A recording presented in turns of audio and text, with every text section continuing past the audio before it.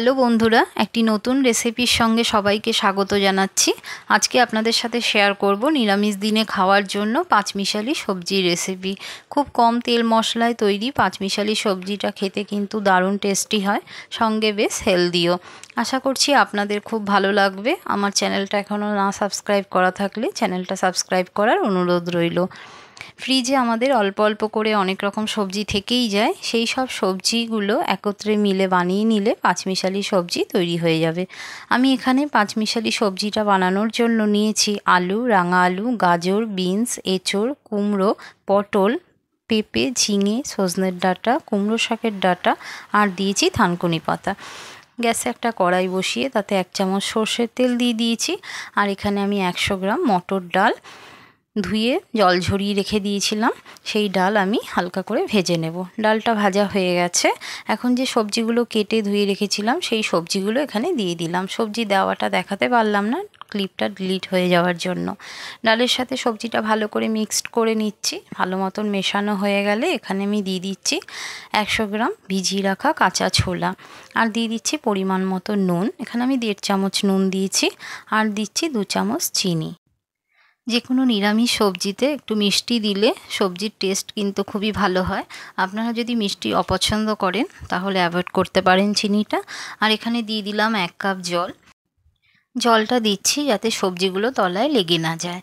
দিয়ে দিচ্ছি 5 থেকে 6টা মাঝে চিড়ে রাখা কাঁচা লঙ্কা আর 1 মুঠো থানকুনি পাতা। সব কিছু ভালো করে মিশিয়ে নিচ্ছি সবজির সাথে।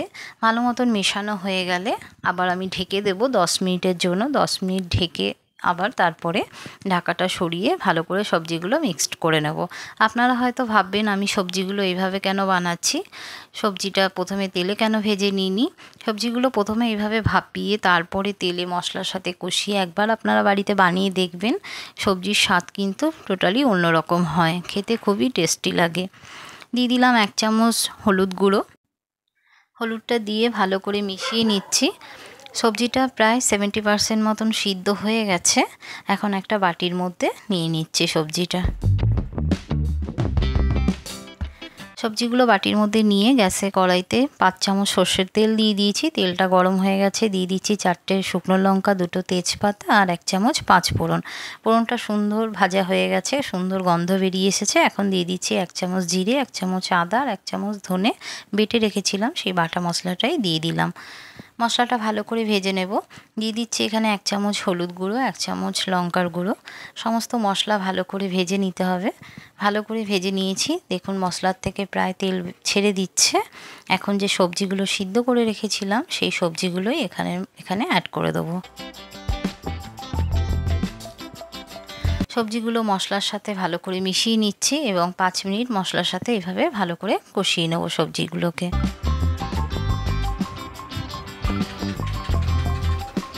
সবজিগুলো ভালো করে মশলার সাথে 5 মিনিট ধরে কষিয়ে নিয়েছি। এখন ঢেকে দেব। 5 মিনিট পর ঢাকাটা সরিয়ে নিলাম। ভালো করে মিশিয়ে নিচ্ছি। খুবই অল্প পরিমাণে এখানে জল দিলাম, 4 থেকে 5 চামচ জল হবে, যাতে তলায় লেগে না যায়, যেহেতু সবজিটা একদমই শুকনো শুকনো হয়ে গেছিলো। জলটা দিয়ে ভালো করে মিশিয়ে নিচ্ছি। আবারও ঢেকে দিলাম। এইভাবে ঢাকা দিয়ে রান্না করলে সবজিগুলো খুব সুন্দর সিদ্ধ হয়ে যায় এবং তার রান্নাটাও খুব তাড়াতাড়ি হয়ে যায়। সবজি ডাঁটা ভালো মতন সুসিদ্ধ হয়ে গেছে, রান্নাটা অলমোস্ট হয়েই এসেছে। এখানে 1 চামচ আমি ভাজা মশলা দিয়ে দিলাম। জিরে আর ধনে আগে থেকে ভেজে গুঁড়ো করে রেখেছিলাম, সেই ভাজা মশলাটাই এখানে সবজির মধ্যে দিয়ে ভালো করে মিশিয়ে নিলাম। যে কোনো নিরামিষের দিনে কিংবা ঠাকুরের ভোগে নিবেদন করার জন্য আপনারা এরকম পাঁচমিশালি সবজি বানিয়ে নিতে পারেন। খেতে জাস্ট অসাধারণ লাগে। দেখুন আমাদের নিরামিষ পাঁচমিশালি সবজি একদম রেডি সার্ভ করবার জন্য। নিরামিষের দিনে রেসিপিটা অবশ্যই আপনারা একবার তৈরি করে দেখুন, এইভাবে আপনাদের খুবই ভালো লাগবে।